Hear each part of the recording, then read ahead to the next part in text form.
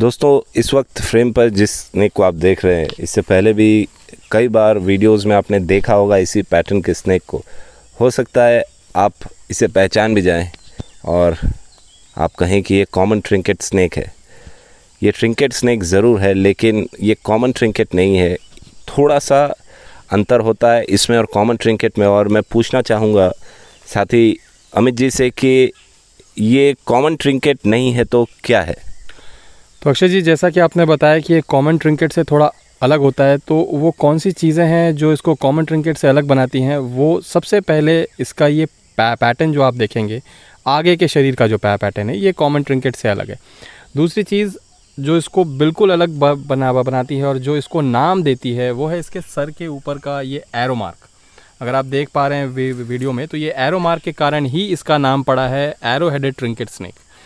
और ये जो सांप है, ये कॉमन ट्रिंकेट के मुकाबले काफ़ी कम देखने को मिलता है। एटलीस्ट हमारे इलाके में तो काफ़ी कम देखने को मिलता है। अगर कोई ऐसे दर्शक हैं जिनके इलाके में ये बहुतायत में है, तो प्लीज़ कमेंट करके हमको ज़रूर बताएं कि ये किस इलाके में बहुतायत में है। लेकिन हमारे इलाके की जहाँ तक बात है, ये काफ़ी कम मिलता है और ऐसा दूसरा ही मौका है कि ये हमको प्राप्त हुआ है।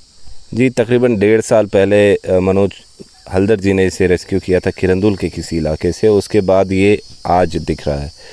तो एरो हेडेड कॉमन ट्रिंकेट से सिर्फ पैटर्न में अलग है, मॉर्फोलॉजिकली डिफरेंट है, या फिर बाकी चीज़ों में भी ये उससे अलग होता है? मॉर्फोलॉजी भी इसकी अलग है। और मॉर्फोलॉजी जब सांप की बदलती है तो ये बहुत स्पष्ट होता है कि इसका इलाका जो है उससे थोड़ा सा भिन्न हो जाएगा, थोड़ा सा अलग हो जाएगा। और क्योंकि इनमें माइन्यूट अंतर होता है, थोड़ा सा अंतर होता है, और नेचर में कोई भी चीज़ बेकार नहीं होती है।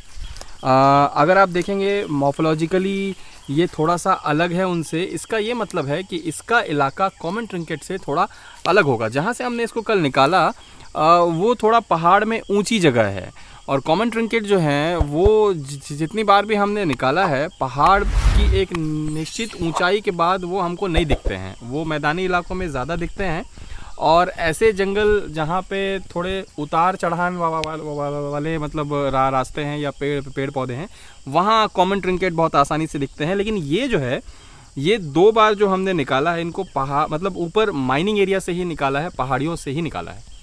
तो बेसिकली ये हायर एल्टीट्यूड का सांप है जो ऊंचे पहाड़ों पर रहना पसंद करता है। फ्रीली मूव कर रहा है ये इस वक्त। हमने होल्ड ज़रूर किया था क्योंकि डिटेल आवश्यक हो जाती है बताना। कई बार जो स्पेकल वाले सांप होते हैं, खासकर इस तरीके का पैटर्न बना होता है, जिनमें लोग अक्सर ही डाउट कर जाते हैं कि करैत है और ये कुछ ऐसा है। आप यहाँ देखिए, थोड़ा सा डिफेंसिव पोस्चर में जा रहा है कैमरा लेंस को देखकर। तो अमित, मैं बात कर रहा था कि इसे लोग करैत समझते हैं, और ये सिर्फ भारत नहीं, पूरे साउथ ईस्ट एशिया की ही परेशानी है, जहाँ पर कोई भी ऐसा सांप जो बैंडेड हो, स्ट्राइप्ड हो, स्पेकल्ड हो, उसे लोग करैत ही समझते हैं। तो मनोज जी भी साथ में, तो लोगों का क्या कारण होता है, क्यों लोग किसी भी बैंडेड या स्ट्राइप्ड या स्पेकल्ड स्नेक को करैत समझते हैं? जी, जनरली हमारे यहाँ जो करैत की स्पीशीज़ पाई जाती है वो कॉमन करैत, बैंडेड करैत की है। जनरली वो मोस्ट ऑफ द इंडिया में यही पाए जाते हैं। दरअसल अगर ये किसी को अगर डिस्क्राइब करते हैं कि करैत का पैटर्न क्या है या करैत कैसा दिखता है, तो जनरली लोग यही बताते हैं कि वो एक सांप है जिसमें धारियाँ बनी हैं। ना उसके बेस कलर को पहचानते हैं, ना है कि उस स्ट्राइप्स के या फिर उसके पैटर्न को अच्छे तरीके से डिस्क्राइब करते हैं। तो इसके केस में भी यही हो जाता है कि सांप के ऊपर स्पेकल्ड है, धारियाँ है, या फिर जो भी है, तो वो बस एक करैत ही होगा और कोई सांप नहीं हो सकता। जी बिल्कुल, महत्वपूर्ण बात यह है कि लोग इतना धैर्य नहीं दिखाते कि सांप को जो है ध्यान से देखें। उसमें थोड़ी सी लाइनिंग अगर उनको दिख गई, थोड़े से स्पेकल दिख गए, तो वो बहुत आसानी से मान लेते हैं कि ये करैत सांप है। कल जब इसको निकालने के लिए हमको कॉल आया, टीम को कॉल आया, तभी भी लोग यही बता रहे थे कि ये करैत प्रजाति का सांप है जो निकल चुका है, और इसको जो है वहाँ से निकालना बहुत आवश्यक है। जब हम वहाँ पे पहुँचे तब क्लियर हुआ कि ये एक एरो हेडेड ट्रिंकेट है, ना कि एक करैत। हमारे इलाके में दोस्तों इसे सुपाली सांप कहा जाता है, और हमारे संभाग के बाहर, जो बस्तर संभाग के बाहर का इलाका है, वहाँ कई जगहों पर इसे बेलिया करैत भी कहते हैं। और लोगों का ये मानना है कि बेलिया करैत से खतरनाक सांप पूरे विश्व में नहीं है। तो क्या ये वेनमस होता है? ये कम्प्लीटली नॉन वेनमस होता है, लेकिन ये ज़रूर है कि ये सांप एक फाइटिंग स्पिरिट अपने अंदर ज़रूर रखता है। कई सारे वीडियोस आपने देखे होंगे जहाँ पे किंग कोबरा के सामने रैट स्नेक बहुत आसानी से समर्पण कर देता है, लेकिन ट्रिंकेट जो है वो बहुत तगड़ी फाइट देते हुए मैंने तो देखा है कई बार।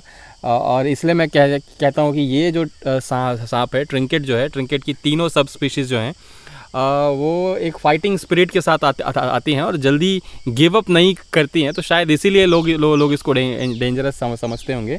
ये अपनी जगह होल्ड करके रखता है, गर्दन फुला के लगातार जहाँ पे इसको खतरा महसूस होता है वहाँ लगातार अटैक करता रहता है। तो जैसा अमित आपने बताया कि ये नॉन वेनमस होता है, तो लोगों के मन में एक सवाल आता है कि अगर ये बिना जहर का सांप है तो किस तरीके से ये अपने शिकार को मारता होगा। तो फ्रेंड्स, बेसिकली ये एक कॉन्स्ट्रिक्टर है जो जकड़ कर टिपिकली वैसे ही अपने शिकार को मारता है जैसे कोई अजगर अपने शिकार को लपेट कर उसको मारता है। ये सेमी अर्बोरियल से ज़्यादा सेमी टेरेस्ट्रियल इसे अगर कहा जाए तो ज़्यादा बेटर होगा, क्योंकि ये ज़मीन पर भी रहता है और इसका जो पैटर्न है इसे अर्बोरियल ना बनाकर टेरेस्ट्रियल बनाता है। तो इसका पैटर्न जो है उस कारण इसे सेमी टेरेस्ट्रियल कहा जाए तो ज़्यादा बेटर होगा, क्योंकि ये ज़मीन पर भी रहते हैं और पेड़ों पर भी बड़ी आसानी से क्लाइंब अप कर जाते हैं। तो क्या टर्म बेटर होगा इसके लिए? जी, चाहे सेमी टेरेस्ट्रियल कहिए, सेमी आर्बोरियल कहिए, इनका डाइट भी उसी प्रकार से होता है। अगर आप देखेंगे तो ये चूहे, मेंढक से लेके चिड़ियों के अंडे, उनके बच्चे, गिरगिट, छिपकलियाँ, मतलब एक वाइड रेंज है इसकी डाइट में।